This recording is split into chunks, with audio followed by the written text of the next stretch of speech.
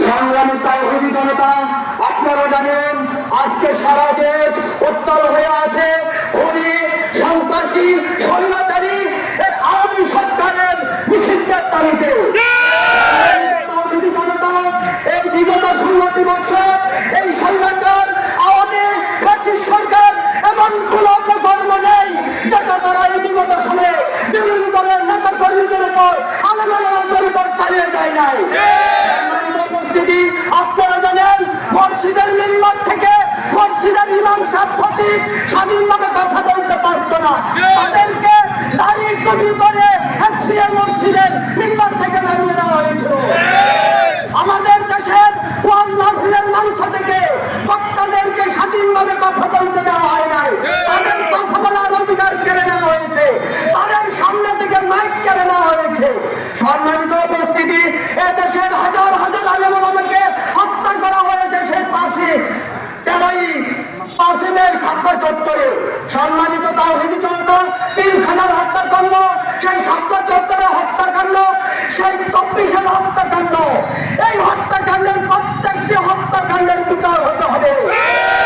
অত্যন্ত পরিতাপের বিষয়, দুঃখের সাথে জানাচ্ছি, এই অন্তর্বর্তী সরকার যেই রক্তের উপর দাঁড়িয়ে তারা ক্ষমতায় আরোহণ করেছে, কিন্তু তারা আজকে ছাত্র জনতার হত্যার কোনো বিচার করে নাই।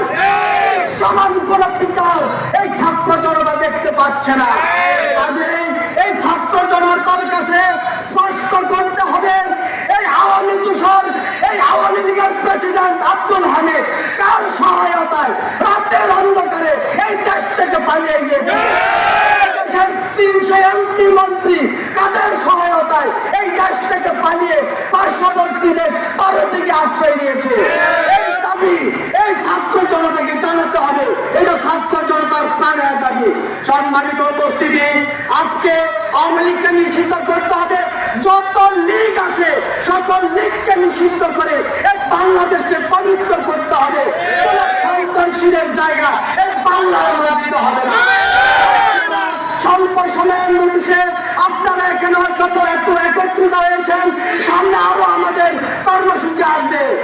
এই কর্মসূচিতে স্বতঃস্ফূর্তভাবে একত্রিত হয়ে এই আওয়ামী নিষিদ্ধের এই স্লোগান আমাদেরকে প্রত্যেকটা ব্যক্তির কণ্ঠ করে আমরা পৌঁছে দেব, এবং আমাদের দাবি আদায় না হওয়া পর্যন্ত আমরা রাজপথ ছাড়ব না ইনশাআল্লাহ।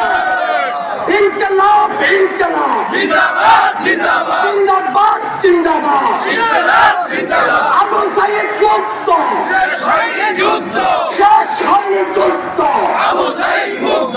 সম্মানিত তাওহীদি জনতা, তাদের রক্তের প্রতিশোধ আমরা নেবই নিব।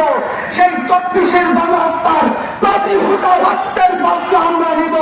এই দেশ থেকে সকল বৈষম্য দূর করে একটি বৈষম্যমুক্ত একটি সমাজ প্রতিষ্ঠার মাধ্যমে, একটি রাষ্ট্র প্রতিষ্ঠার মাধ্যমে সকল বৈষম্যের অবসান আমরা ঘটিয়ে ছাত্র জনতার প্রতি ফোঁটা রক্তের বদলা আমাদেরকে নিতে হবে, আমরা নিব।